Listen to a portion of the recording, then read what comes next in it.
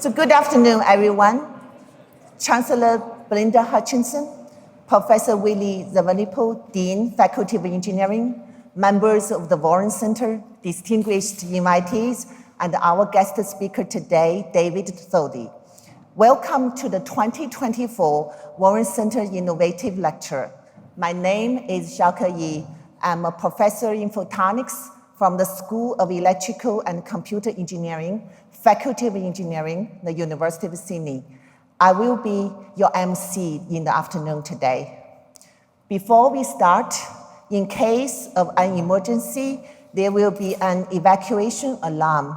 Please follow the existing signs and help those who require assistance to proceed to the assembly area outside the Footbridge Cafe towards the Parramatta Road. There are bathrooms located on the right-hand side outside of the room. As well as that, may I ask you, please turn off your mobile phones or turn them to silent. Yeah, everybody turning on silent. Thank you. Now, I would like to welcome Dr. Siyupili Akulabaya from Gallego Center to the stage, who will provide today's acknowledgement of country. Welcome.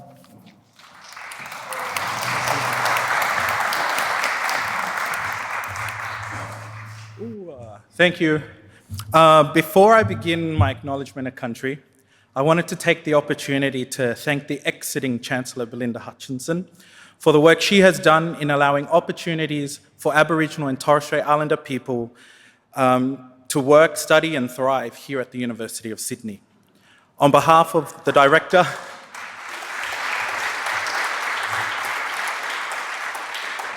on behalf of our Director, the Gadigal Centre, Jane Stanley, and the team at the Gadigal Centre, we thank you. And with that same gratitude, I express on behalf of the team a welcome. We welcome our incoming Chancellor, David Thodey, and extend an invitation to the Gadigal Centre, which is located across the road in the John Woolley building. And I extend that invitation to you all as well. Please do come and visit us. And also as a Torres Strait Islander man, I'm grateful for the work you do in the preservation of the Great Barrier Reef. So thank you for that. I come from the dream time, from the dusty red soil plain. I am the ancient heart, the keeper of the flame. I am the rock, I am the sky. I watch those tall ships come. For 60,000 years I've been the first Australian. Ialagai na lagakalai te putema ngau putuya tamanabia. Argan be migilagar na kapuna dasino. Kubang tira matalumay. Kupsi pata yutema. Kai pai pa da maluyar gar kup kuki chup chup chup brr.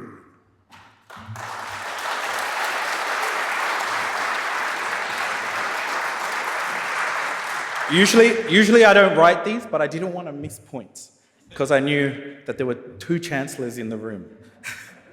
So my name is Supeli and I am the Advancement Manager of the Gadigal Centre here at the University of Sydney. I am a Torres Strait Islander, Niuean man on my father's side and from the island kingdom of Tonga on my mother's side. I acknowledge my ancestors, the Kaiwalagal of Karareg Nation, located at the tip of Australia in far north Queensland.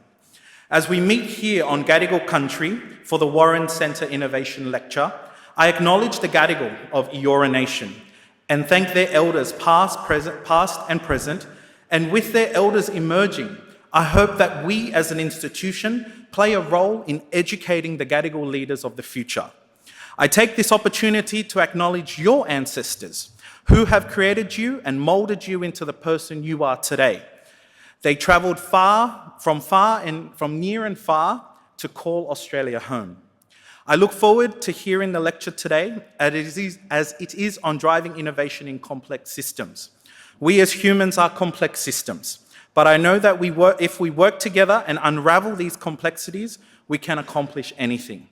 In saying that, I also want to acknowledge the Faculty of Engineering for their continual work with the Gadigal Centre as we aim to increase Indigenous student numbers in the area of engineering and computer science. I look forward to the lecture today, and I hope we leave learning something new and also how to move Australia forward as a nation and make it better for our future generation. Thank you.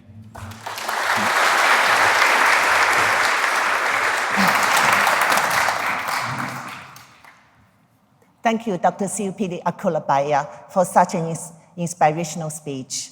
Now, I would like to welcome Chancellor of University of Sydney, Belinda Hutchinson, AC, to the stage. Welcome.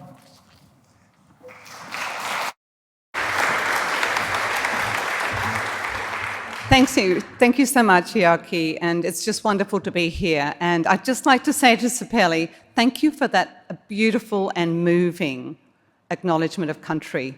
You always make my heart sing when you sing. And I just want to say thank you to everybody at the Gadigal Centre for what you do for our Indigenous students. It is really an amazing piece of work, and it's just been one of the great things about being Chancellor of our university to see the increase in Gadigal scholars during my time. It's a really wonderful thing to happen at our uni. So keep up the good work, it's fabulous. It's a great pleasure to welcome you all here, and I'm just really delighted that Dr. Chris von Willer and Dr. Julie von Willer are here with us, and Chris obviously is the chair of the Warren Centre. They're such wonderful supporters of our university. And I welcome also Dick Kell and New South Wales Chief Scientist and Engineer, Professor Hugh Darrant-White, who's been such a long time supporter of our university. And obviously a particular welcome to David Thodey, who is our incoming Chancellor and who has very, very generously agreed to give the Warren Centre lecture this year. So as it's just been mentioned, this is my final week as Chancellor. And obviously I'm feeling a little sad and a little nostalgic after 11 and a half years. But I must say I am so excited to be handing over to David Thodey. I have had the great pleasure of working with David when he was before he was CEO of Telstra, even when he was head of business and government at Telstra, and then seeing him as the CEO of Telstra. I then have had the great pleasure of working with him again when he was the chair of the Australian Public Service Review and did just an amazing job in terms of leading a very detailed review in order to set up the Australian public sector for the next 50 years, really. Amazing piece of work. David is known for his vision and his commitment to innovation. He did that at Telstra with a major transformation program in terms of Telstra's customer service and its care. And it was a huge digital program as well as a huge program of innovation more generally. And also, he served on the CSIRO as their chair for 2 terms. Very rare to serve for 2 terms as the CSIRO chair. And he did that and was such an active supporter of our National Research Agency and its innovation program. So I believe we're indeed incredibly fortunate to have David as our new Chancellor, and I know he will be a strong supporter of our pioneering innovation research that we know can go on and change the world. So of course our university already has a proven track record in innovation, and our researchers have over 500 industry partnerships that enable us to collaborate and solve some of the greatest challenges faced by industry, businesses and the government.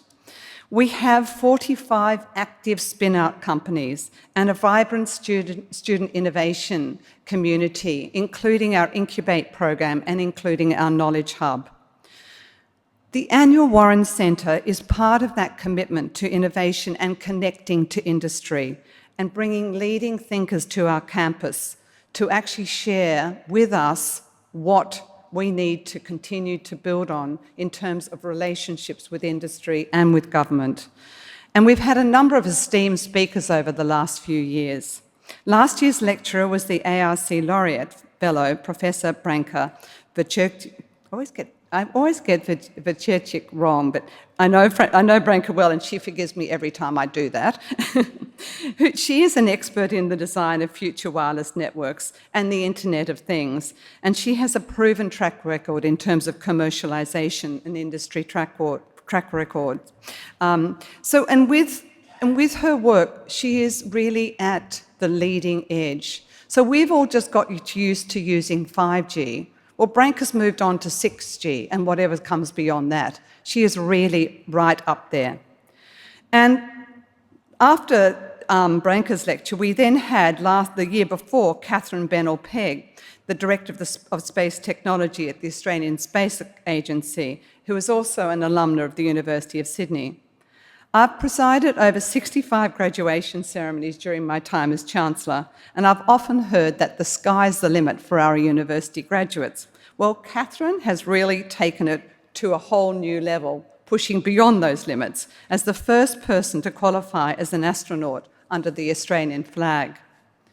And a final example of our recent Warren lecturers is our biomedical engineer, Professor Hala Zykrit, who I thought might be here, but I can't see her, who has been an absolute trailblazer in the fields of biomaterials and tissue engineering and a national leader in advancing collaborative research ventures between academics, clinicians and industry.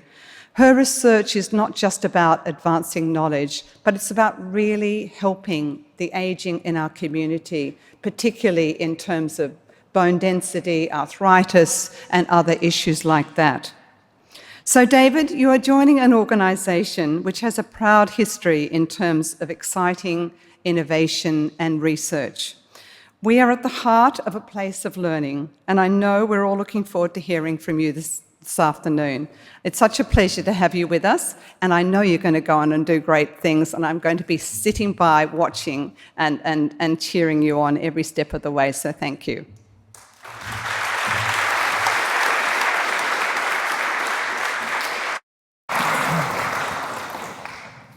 Thank you, Chancellor, for such a wonderful speech and for those important contributions. Now, I would like to invite Chris Von Willer, Chair of the Advisory Board of the Warren Center, to the stage. Chris.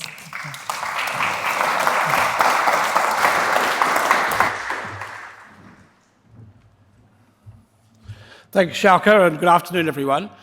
Well, this Warren Centre series of lectures, innovation lectures, goes back to last century, started in 1996, and we've covered a wide range of fields. In fact, the first lecturer was not from industry, but from the sporting arena, John Bertrand, who was skipper of the America's Cup. He's an engineer, and of course he brought back the America's Cup based on an innovative design for that winged keel. So since then we've explored many dimensions: robotics, aerospace, construction. Belinda, you mentioned Catherine Bennell-Pegg. She's risen, as you say, to an astronaut status. She's a graduate of this university. She's an engineer with a distinguished record in aerospace and came from the Space Agency. One of the best attended innovation lectures was the Rasmussen brothers from Google, who invented Google Maps right here in Sydney, at the Google Labs in Sydney. And the attendance for that one was pretty big, but David, I think you're challenging the numbers even tonight with a bigger attendance. We've dived into organisations that have shared their cultures with us, their innovation initiatives: Cochlear, Arup, Nectar, BHP, Virgin Galactic, a number of organisations that all have different perspectives and different insights into innovation. So progressively, innovation is the central element of productivity, of disruption, of future growth, and we're right to concentrate on it. Australia is not high on the world ranking in terms of innovation. The need for redoubling the efforts is as strong as ever. So David, we're very keen to have you tonight with your distinguished background in commercial fields, in business, in public sector research, in growth startups, to share with us your thoughts. Thanks very much.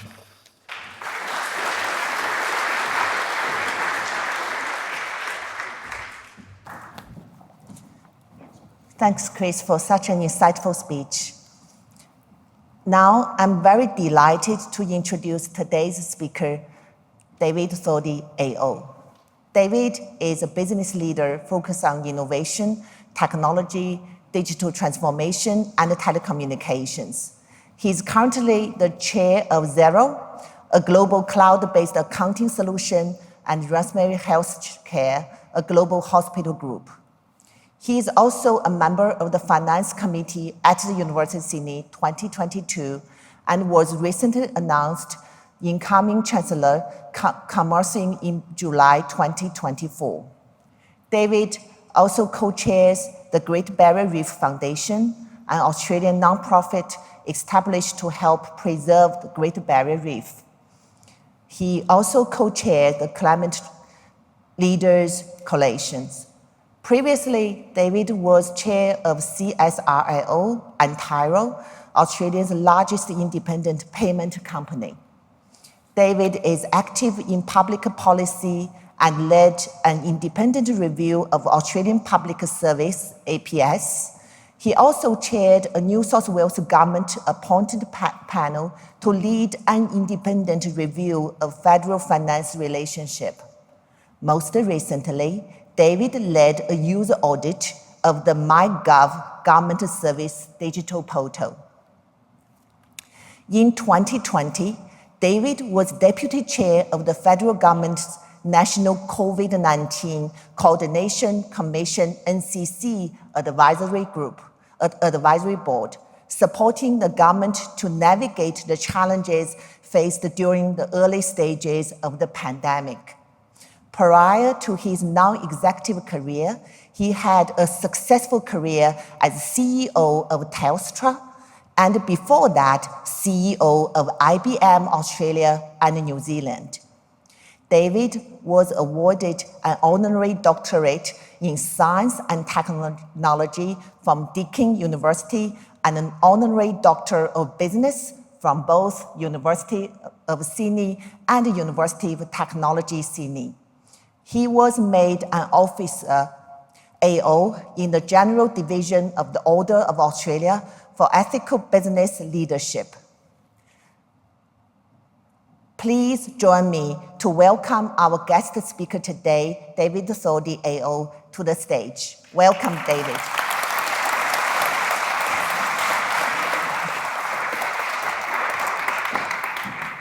Well, thank you very much, Yakal. That's been a very warm welcome. Well, I feel like I'm amongst friends, which is really great. And thank you, Chris, for that very warm welcome. And Belinda, thank you. It's it's a bit daunting becoming Chancellor of Sydney University, but I'm actually really looking forward to it. But I should start by just recognising the land, the traditional custodians, the land in which we're meeting, the Gadi people of the Eora Nation, and just pay my respect to elders, past, present, and emerging. Innovation and technology is sort of run through my life, really. And so it's a real pleasure to be able to talk to you today about some of my reflections around what I think really makes a difference. But I do need to just start, Belinda, by just saying, how wonderful it has been to work with you for a little while.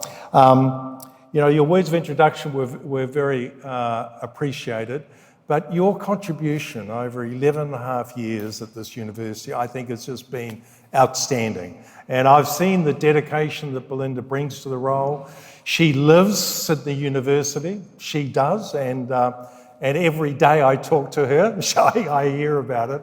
But so Belinda, on behalf of us all, we just really appreciate everything you've done and wish you every continued success. So please join me in thanking Belinda again. Thank you.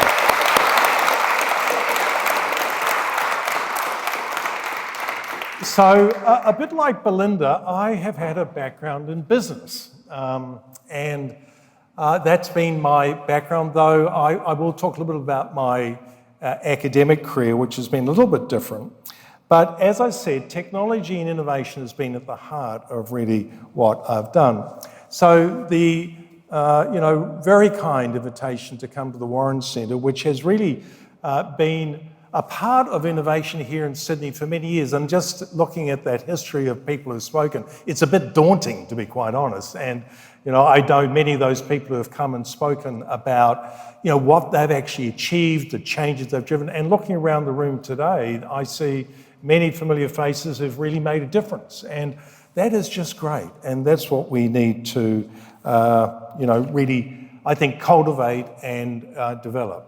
But as I read the website, it does say that this particular lecture is a platform for leading engineer and computer scientists. And I thought, wow, that's not me. I mean, I did a degree in social anthropology and medieval English. So, I'm sorry, Chris and Willie, I'm not sure we quite got the right spec here, but let me take you a little bit about, why somehow did I land in this world of technology and innovation? Well, I have seen through my career the impact of technology, innovation, in changing people's lives, and anthropologists look to that and saying, what is the future? What is going to make a difference? And so everything we do, it doesn't matter if you're looking in molecular level, silicon development at the atomic level, it has an impact on people's lives. And I think that is what Belinda's tried to bring to the university, this outward-facing impact that we can have on society. And it is from great pure research and great academics that can really make a difference.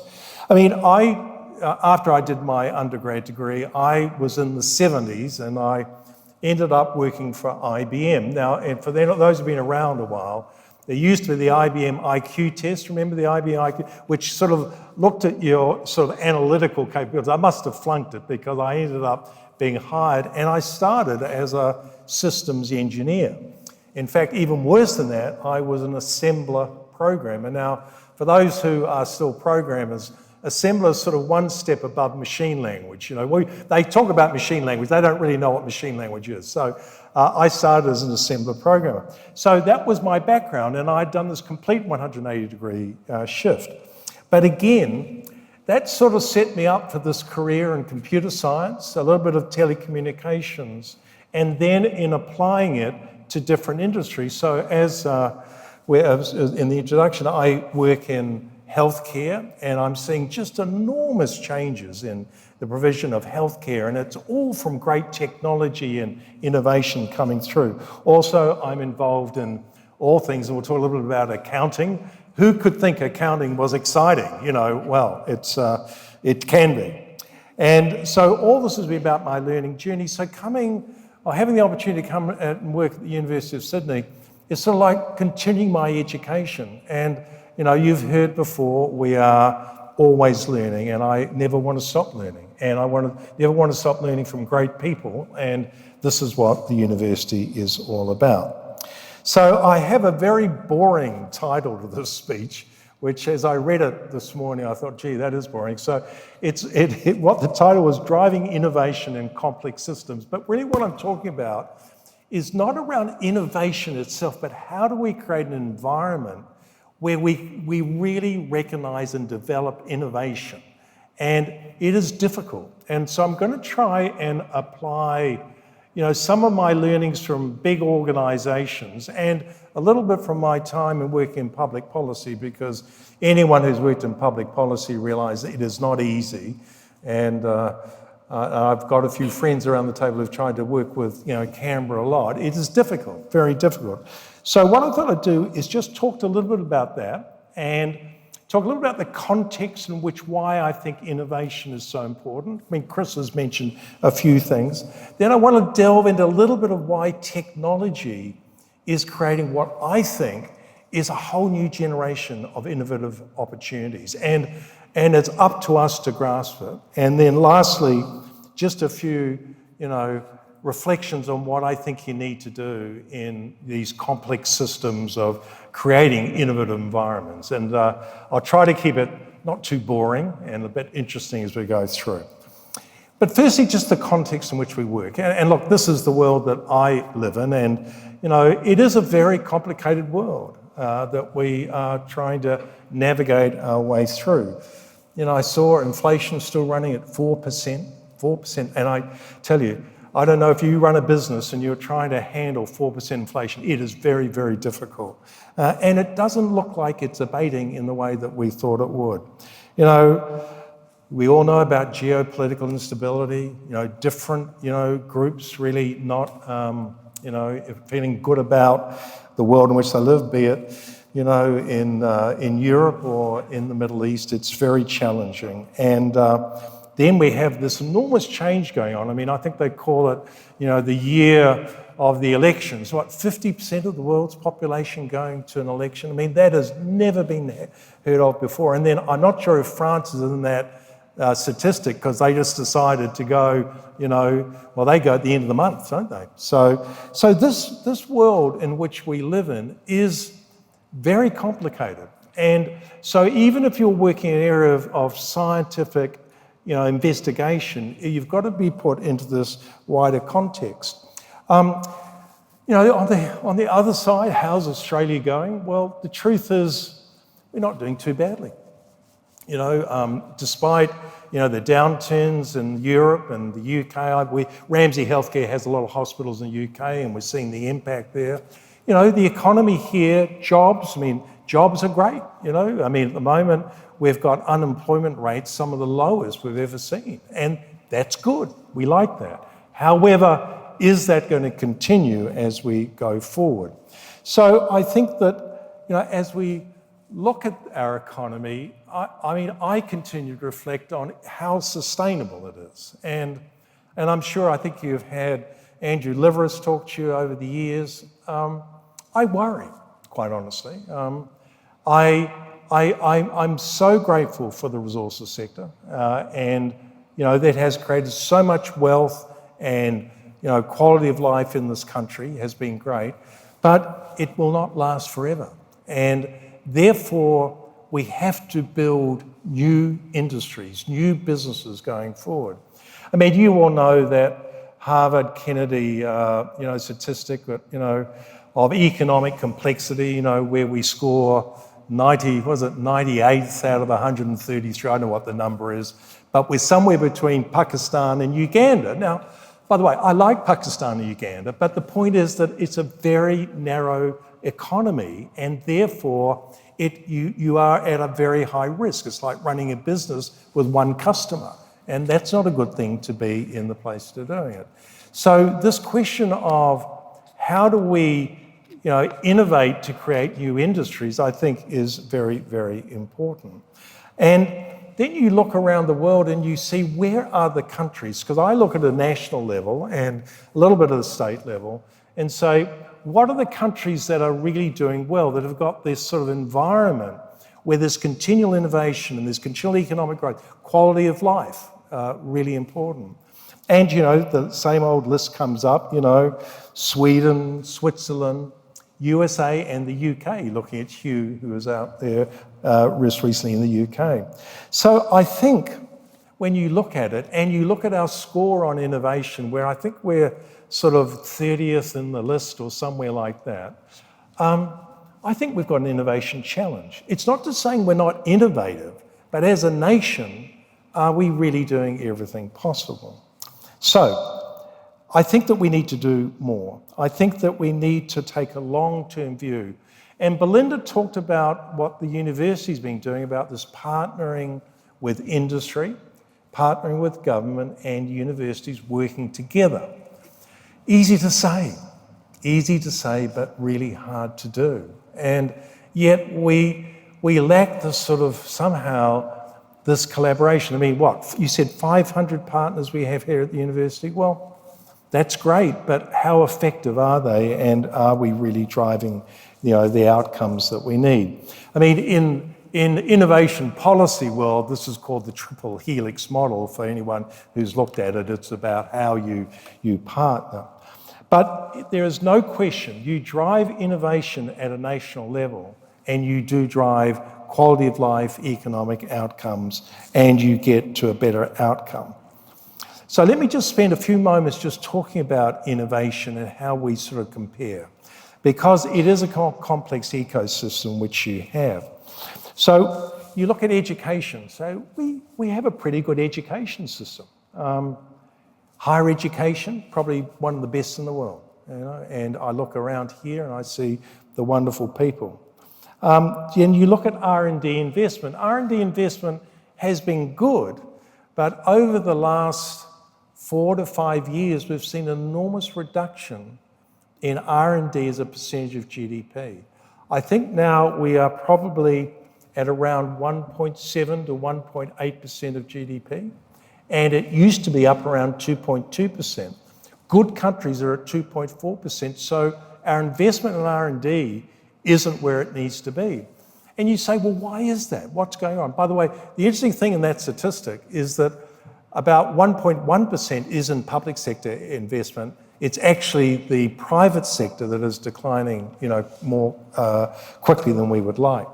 So I think that we need to look at this. I also look at where government funding has been in R&D, and I look at it in terms of universities, and it's nowhere near where it needs to be. In fact, it's been a consistent, decline. Early stage funding, we were talking about that early before. We had, we've been under-indexed there for a long time. Through probably prior to COVID, we saw a big uptick, and then it's sort of come back. You'd say the venture capitalists say there's not enough opportunity around, but actually we're seeing a bit of a pullback. We saw the tech sort of recalibration. So I think there's some really worrying signs in terms of innovation. You've heard the normal things around Australia being a little bit risk averse, culture not being correct. Sometimes I think that's right, sometimes I'm not sure. I think we can be more collaborative. I think we've got to be more engaged with each other, and I think we need better public policy. So when I look at this, I think we do have this innovation challenge. So what I just want to talk around is why I think this is now the time we really have to lean into the opportunity. And I'm talking really about digital technologies and about how we are going to really capture this opportunity, because digital technologies are really enabling every part of society and of industry. So when you talk around digital technology, I'm just not talking about Gen AI, because that's been the flavour of the month. What I'm talking about is all these different elements around technology. I mean, even look at computational capability. You can look at the cloud in directions, but quantum computing that we've been working here at the Nanotech Centre, but also at New South Wales. Enormous sort of advances in actual computational capability. Just the digitisation of data and of our whole world, and this whole question around big data has transformed the way we do nearly everything in our lives and in businesses, which I think is going to continue on. I've already talked around software coding, which has changed enormously. Connectivity, low orbiting satellites are suddenly changing the world of, communications. And then, of course, automation, Gen AI. So it's not just one technology, it's a whole plethora of technologies that are impacting, how we study, how we go forward. So I think it's very important we understand that as we go forward. I personally see no sign of this slowing at all. When I'm in, Silicon Valley, I still see the same excitement and encouragement. When any of the technologies I look at, the engineers, be they computer scientists or, in any form of engineering, I see just incredible opportunity. And this is all around driving prosperity. And I think it's really, really important we understand that. But I want to be clear, and where we've gone wrong is that we've equated innovation with technology. That's not what I'm saying. I'm saying technology is an enabler of innovation in every industry, every factor of life. I mean, we see it in agriculture, we see it here at the university, using technology in better farming, machine connectivity, diagnosis of crops, etc. I mean, I always remember the discussions at, CSRO when we talked around the impact of the plough, but remember the stump jump plough was invented in Australia, nowhere else, which is really important. So I see incredible opportunity. And as I was saying before, you see it in every industry. And so I'm involved in healthcare, but I see this, incredible advancements in diagnostics in terms of, when you go now to get MRI and big data and analytics done on that, you got molecular level, diagnosis, which we never had before. Never had before. We see real-time imaging in the operating theatre. So no longer do you have to go and get an MRI, it's actually there in the operating theatre. These things are game changers, and it's all driven by technology. As I said, at Xero, whoever thought accounting could be exciting? And we're seeing, and simplification of accounting for small businesses who become excited about doing their accounts. You'd be excited about doing your expenses, I'm sure.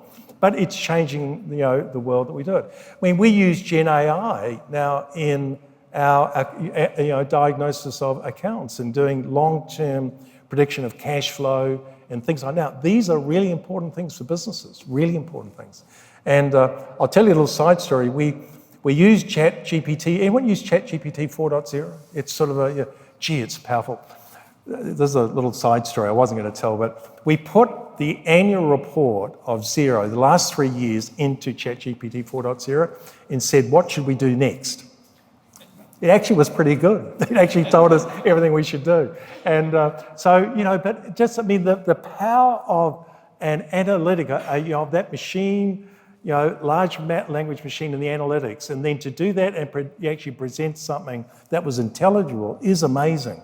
So I am a man of opportunity here, and I'm very excited. And of course, the university itself is doing so much. I know Danny Liu, I don't know if he's here tonight, is doing a lot around education and, testing how we can use these new technologies. The university must be at the front end of this and driving change and innovating and being a part of it. That's what universities do. And yes, we've got to do great education. We've got to do great, curriculum development, but it's about, driving it to a whole new level. So I see all these challenges and opportunities. And, I think that you would all have examples of different applications you're seeing. But what I've also seen is, not the progress made that we really need to. And I ask myself, why? Why is this the case? Because, innovation is not easy. Now, and I say this, I'm not talking about you, the individual, being innovative, writing, Google Maps or, creating, a great, aerosol or whatever it is. It's actually setting up a system where innovation comes out regularly, long-term, and it's actually something we stand for. And of course, people call about the innovation ecosystem, and we've had, papers, I love governments, on, innovation blueprints, etc. And they're all important. But what is it that drives and creates an environment where you get great innovation repeatably over a long term, and it actually keeps people coming forward? And I've worried about this. And I'm talking about both at a national level, but I'm also talking about it at an organisational level and at, a university level, any sort of business. And I think it's really important we really stare into this, because I have been to too many lectures where someone has stood up and said, this is what we need to do, and this is the answer. Or that, you go into a meeting and, someone has got a very narrow view about what the answer is, rather than this fulsome understanding of the complexity of the ecosystem. So I think that that's what we need to do. And you need great talent, but you need a system that is going to enable you to do that. And I think that's one of the great things that I think that the university needs to play a role in. And it needs to be outward looking, as Belinda mentioned. It needs to be a part of the community. And I think that Mark in the 2032 strategy said we need to be externally focused. And so let me just tell you two stories and then we'll try to wrap up. And I'm going to use Telstra as an example, and also CSIRO, two very different organisations, great histories, long-term, organisations, complex, hard to deal with, frustrating, all those things. And the question was, when you become in the leadership, and Belinda was on the board, how do you create in a group, well, maybe then, Roger, we had 50, 60,000 people. How do you create a culture of innovation?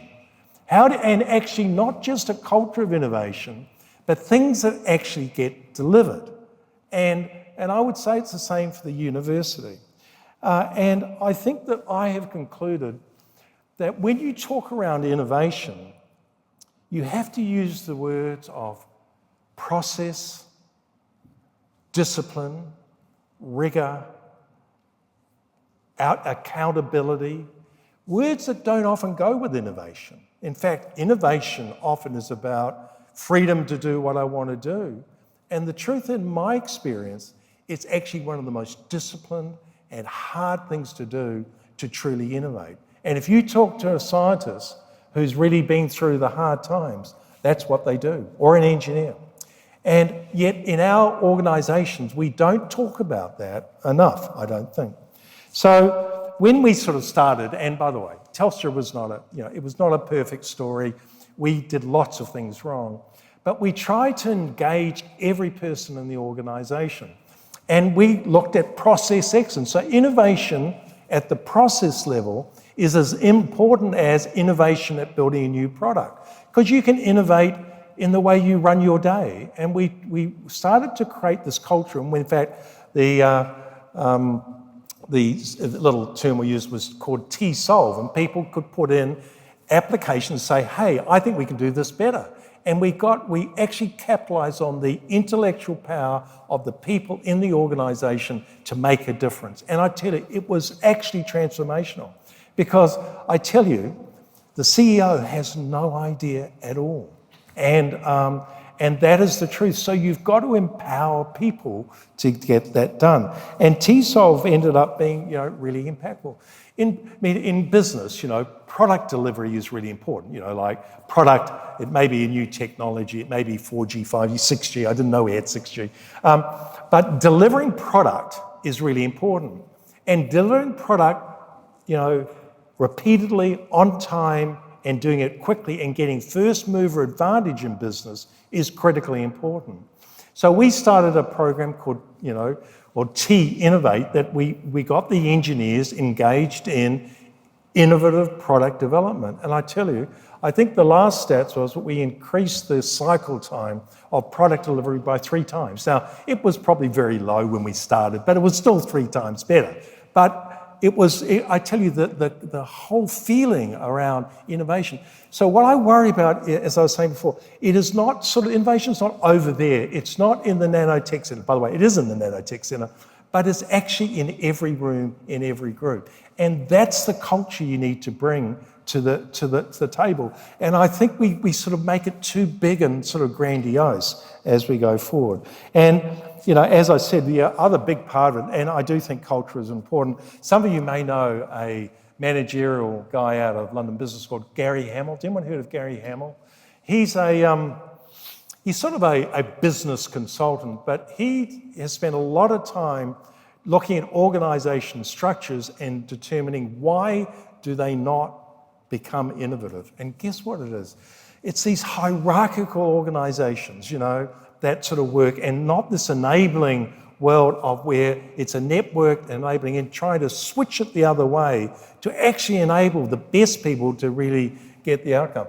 But it's so hard. I mean, University of Sydney, we're not hierarchical or structured, are we? No.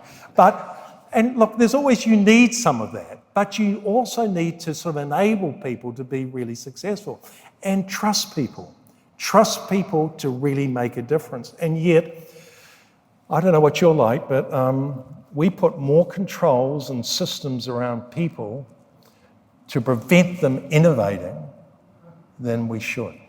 Now, I love auditors. Maybe. But, the point is you need audit and you need controls, but we can do things better. So I do think there's a big change in the way we think. It's a little bit risky, isn't it, really? Because we like control. We like to be know what's happening, and it's sort of got to let go. I think that is personally really important, but we can talk about that. CSIRO was a little bit different. National Science Agency, national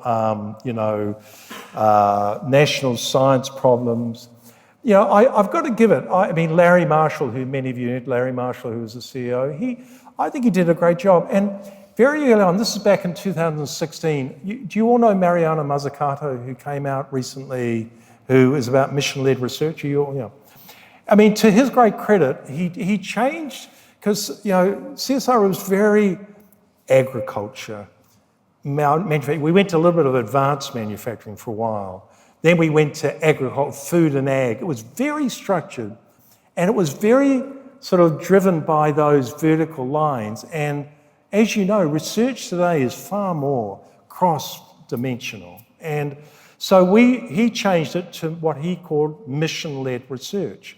So he took big problems like climate change and renewable energy and said, what are we going to do to fix it? To fix that, you need environmentalists, you need engineers, you need physicists, you need a whole group of people coming together to solve a problem. Not just to be a great pure scientist. Now, I think it's okay to be a pure scientist, I'm not saying it's not, but you want to be a little bit bigger. And so I think that was really revolutionary. I think we need to think about those things. The other thing was that we realized that every scientist and researcher inside CSIRO needed to be a digital expert. Now, experts may be too strong a word, but the labs of CSIRO, I tell you, there's no Bunsen burners, there's no little pipettes. It's all digital. And there's a little bit of a few test tubes around. But we had to completely re-educate every one of our scientists and researchers. And the days of saying, well, I'm not a technologist, I don't really understand that stuff, I'm afraid have gone. And we all need to be. So when I look at the Warren Centre and the engineering and computer science, they have to be embedded in every part of the university as we go forward. Anyway, an idea as we can talk about. So I think the systematization of innovation, of discipline, rigor, measuring outcomes, driving change, going back, repeating, just what you do as a scientist is really important, but doing it at scale is really, really difficult. So let me just leave you with a few suggestions, and then we can have some Q&A and you can have some more fun than listening to me. I think, it is really important that we start to think differently. I think we need to approach things in a new way and not, take everything we've been done, the discipline of scientific endeavour, but apply it in new and interesting ways. And I think that if we can do that, we really can drive, greater, betterment of society, environment, all the things. It's not just commercial outcomes. So what do I think we need to do? Now, I'm going to work off, the triple helix model. And so I'll talk around what I think governments need to do, what I think universities need to do, and industry, but very quickly. So, look, in terms of government, governments are there to set up structures to let us get on and do it. They're not there to do it. And I think we need consistency. In fact, in some ways, I don't even give a damn if it's not right. Just keep it that way so we can get on and do what we want to do. This constant changing that we get is just crippling. New governments come in and, the policies change and we get on. Thank goodness for the CRC system that has worked, for many, many years. So I think we need to do that. We do need government need to invest in research. They need, because that is about the future of this nation, and we need more investment in that area. And universities play a critical part in that. And we need to stand up and say, this is our role. We're not the only people, but this is how we're going to do it. Universities, on the other hand, and I think we've already said it, need to be willing to share more and be more externally focused. And I know that, the Warren Centre and, the faculty have been looking at that. But it's hard work. I mean, I've said it publicly before, in all my years at Telstra, no one from a university came to see me ever. Now, that's not, I mean, maybe I was not nice to go and see, I don't know. But the point is, no one knocked on the door. And you can't build partnerships unless you step out and take risk. And you've got to find ways to do it. Now, Telstra did do a lot of work, but remember, Telstra had the Clayton R&D facility, and we had a lot of PhDs, but the partnership with the university was a bit mixed. We did it with Monash a little bit, but not really enough. So really, really important.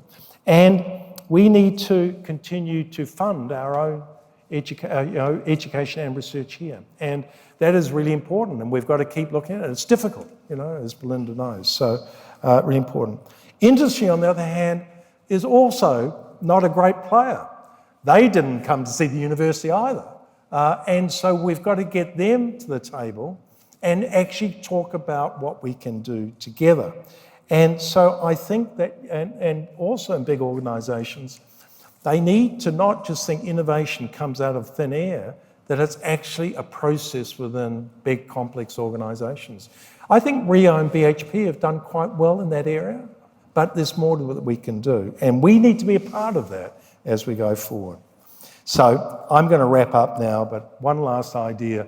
I do think vision comes into this a little bit. And vision, and aspiration and execution really go together. And I think Australia's lacked that for a while. And I think we need more of that. And I think we need to take, a positive step around developing a vision for this great country. I always remember Bill Ferris? Anyone remember Bill Ferris? He may have spoken here, actually. He was chairman of Innovation Sciences Australia. Bill, when he did a review of innovation in Australia, because there have been so many things written about it over the years, he did say that he thought that Australia needed a vision, and his vision for Australia was to become the healthiest nation in the world. Because he believed that if we became the healthiest nation in the world, it would drive great medical research, great cities, great environments, great social equity, and he saw it as being this whole new generation of creating a whole new industry, which we are starting to see the beginnings of in the SBA here at Sydney University. And I think he had a point. I'm not sure it is the right vision, but if you get vision with discipline and rigour, a continual framework, then we can go and make an enormous difference, both as a university, but also as a nation. So with that, thank you very much. Let's take some Q&A. Thank you.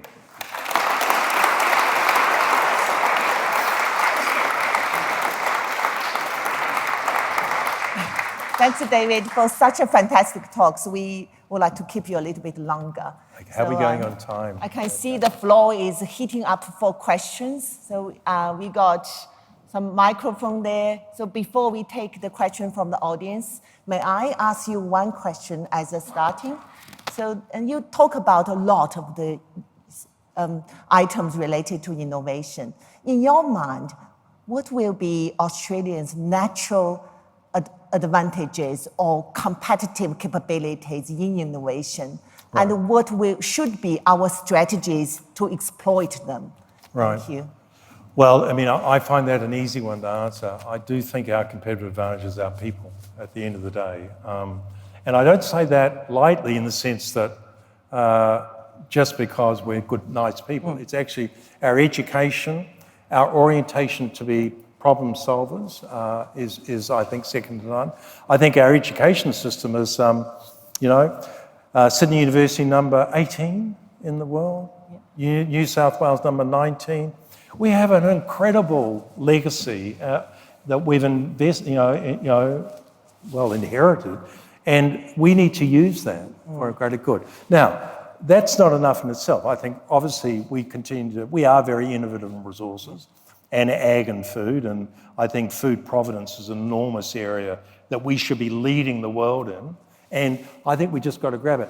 I would like to think that we can become outstanding. I do think health, biomedical is going to be something is going to be really exciting, and then the enabling technology. So I think they are the things that I would personally go after. And that's not to say there's not many other innovations, and I hope we are great at quantum computing, and I hope we do some great stuff in advanced manufacturing, but they would be the ones that I would go to immediately. And look, it's the old adage, if you don't know where you're going, you go nowhere. So let's go, plan to go somewhere, and if it's not right, we'll change it along the way. That's okay. That is wonderful. And as what you mentioned, that research area, they're actually interdisciplinary, they're all connected. Yeah. Yes. You mentioned that probably biomedical research, actually there's lots of biomedical researchers use computer technologies, electrics, sensors, and so on. So, I find it very hard to find many areas of true innovation that isn't multidisciplinary. That's right. I mean, med tech, enormous engineering, biomedical, health outcomes. I mean, it's just everything. So, but that's not just I need a physicist, a chemist, and a engineer. It's actually an attitude of collaboration. So, I mean, I don't know, but I'm sure the team here will tell me, how well do our faculties work together? Yeah. So basically, how often do they? How long do they say we're going to solve it? Now, I'm sure there are some opportunities that you can talk about, but that's the opportunity we've got. As what you mentioned, that we have good people, and good people work together on the common goals, and multidisciplinary create this capital gain and move things forward. It's easy, isn't it? Yeah, that's right. It's really easy, Thank you. Trying to get people to agree to one objective is pretty hard. However, life's not perfect, but if you sort of have that aspiration that brings people together, and by the way, I think that we need to be I will be bold, telling Canberra what we need, being active, and I think too often we sit back and wait others to tell us. And that's not to say we have the answers to everything, but I think we've got to be on the front foot, not on the back foot. And I think that's so true in business, but it's in your life. So I do think that's really important. And Thank you so much, David. So we got lots of waving hands in the audience. No hard questions, easy ones. Chris?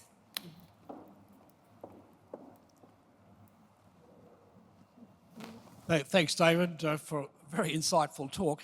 I want to come back to the industry dimension. Could you turn up a bit? I'm sorry. Age. Back to the industry dimension, and particularly, you've mentioned that technology is a prime enabler of innovation. Yeah. And it moves very fast. You've digital disruption, you've got short life cycles of products, and so on. Coming back to the corporate boards of Australia, I don't mean Xero, but generally, how well do you assess current directors of boards as being able to set R&D priorities, to understand what's going on, to predict over the horizon? Look, I mean, it's hard to find a board director who won't tell you that technology is important, innovation. I mean, but what I worry about is that it's sort of random. And innovation is not random. It's what I mean. Occasionally you might stumble across something and do so, but innovation is deep discipline process and outcomes and continual review.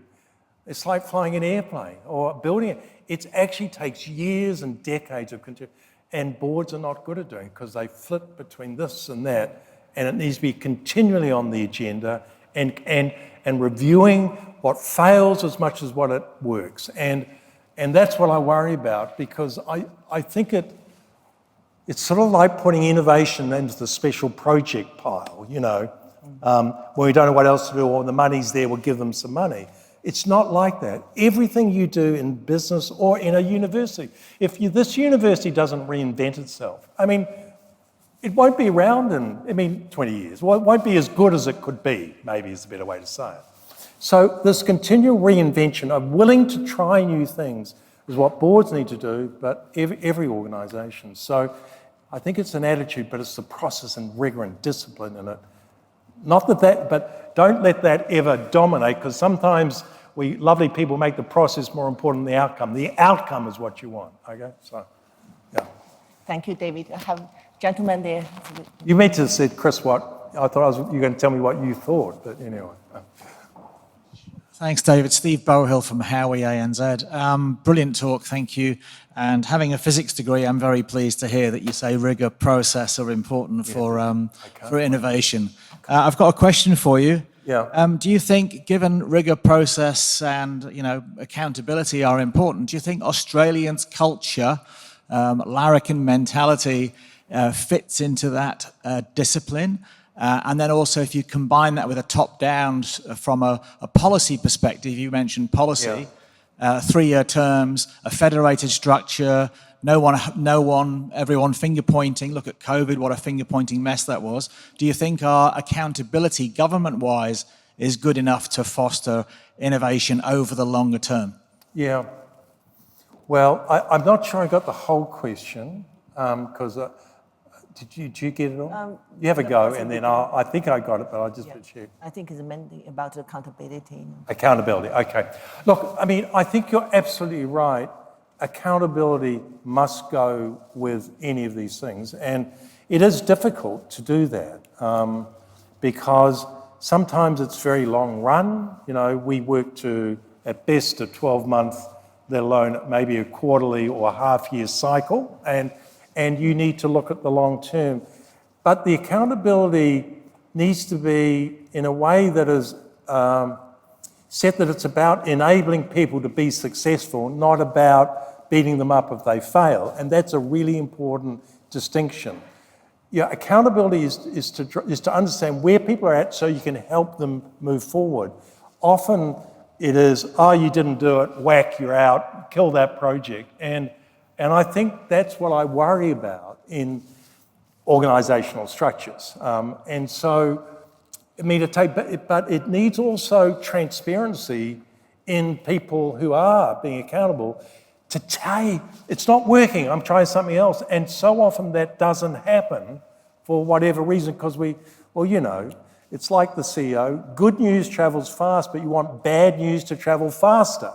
The old adage. And so often you get the good news, but the bad news takes about a year to get there, and then you've got a problem, and and you can't do anything about it. So it's hard to do that in human nature. But I think if you talk about it, I think you've got an opportunity to sort of try to address it. Would be my view. I hope I answered your question. Thank you. Yeah.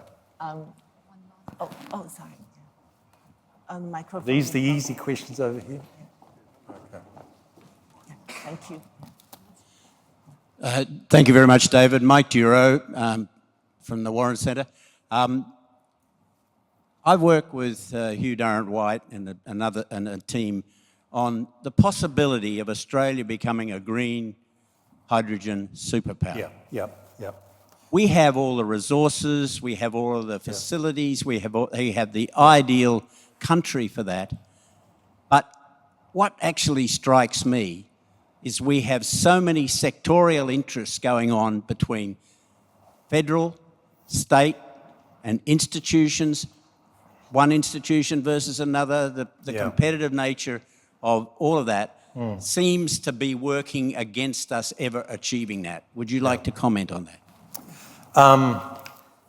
Well, one is I do believe in the hydrogen vision. I do think we have an opportunity to be a world provider of hydrogen, but it is very hard to get alignment. I mean, I do think that the federal government did put some funding there, and I think, obviously Fortescue has been doing it.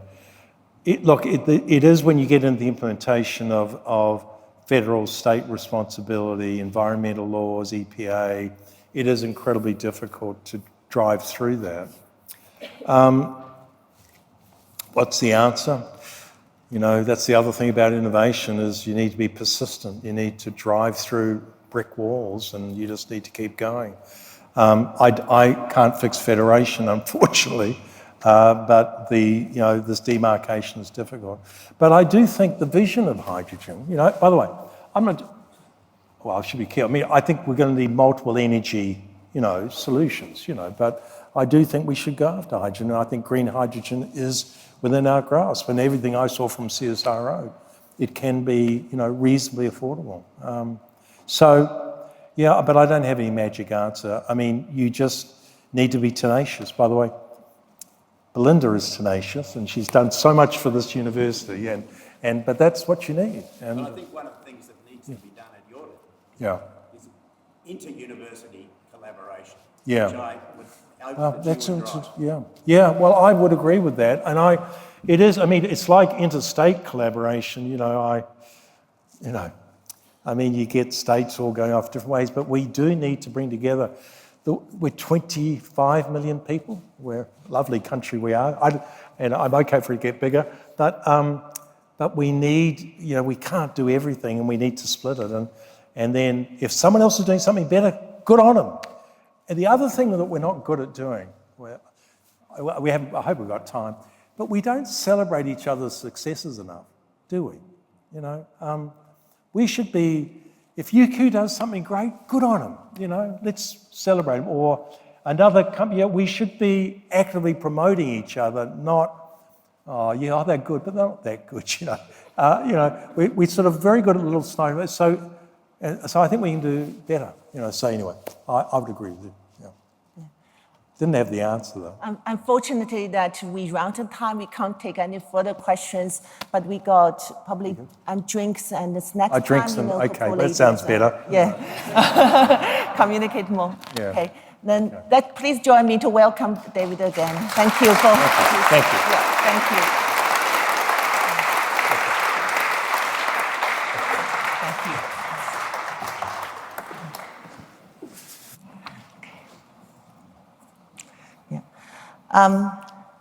Today, the closing session will be given by Professor Willie Zavanipo as the Dean and ex-official Director of the Warren Center. Before Willie joins us on the stage, I would like to let everybody know that this is the last external-facing event that Willie is hosting as the Dean of Faculty of Engineering. Over the past 6 years, Willie has been passionately supported research excellence, research impact, and academic leadership. His dedication to fostering innovation, entrepreneurship, partnership, and industrial engagement, industrial collaborations has left an indelible mark on our faculty. On a personal note, I would like to express my deepest gratitude to Willie for his unwavering support and encouragement. His guidance, support, and encouragement are instrumental to help me navigating challenges. Please join me today in thanking Willie for his contribution and welcome to the stage.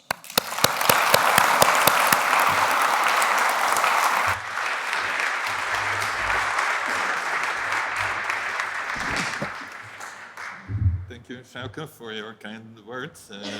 This wasn't part of the script I was given, so I won't speak too long about it. So this wasn't part of the script I was given, so I won't say too much about it. And anyways, I've been at it for 6 years. You're probably bored with what I have to say anyways, but let me at least thank everybody that was part of this journey. It was a wonderful journey, and I've been very happy throughout, and I'm looking forward to be part of it in the future, albeit in a different role.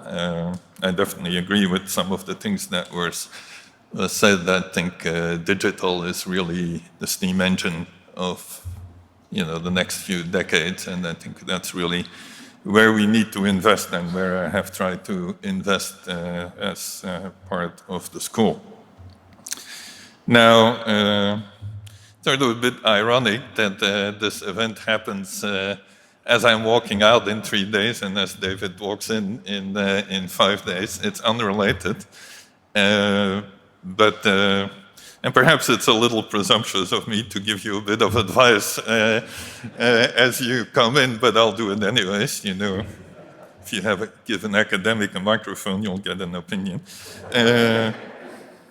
So there's two sort of keywords in in the title of your talk, which wasn't, the words are not boring anyways, but the two keywords to me were innovation and complexity.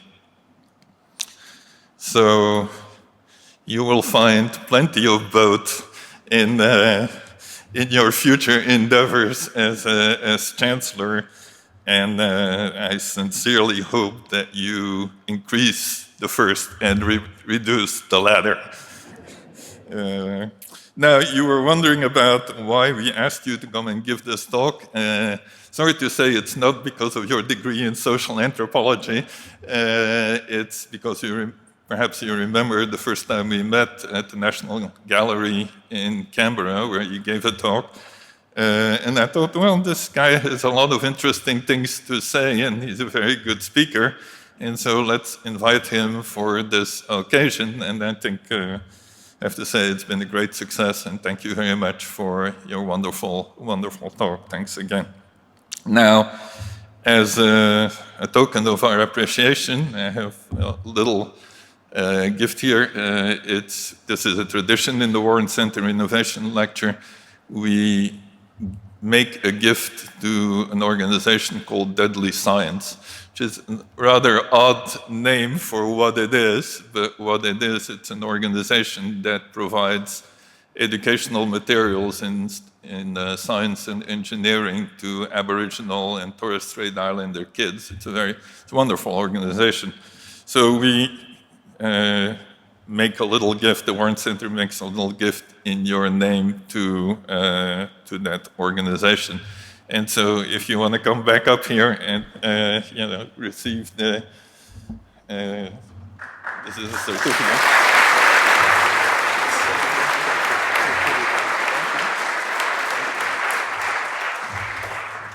All right, and as Shauke said, this is my last outward-facing event. Again, thanks to everybody, and I'll turn it back over to Shauke. Thank you.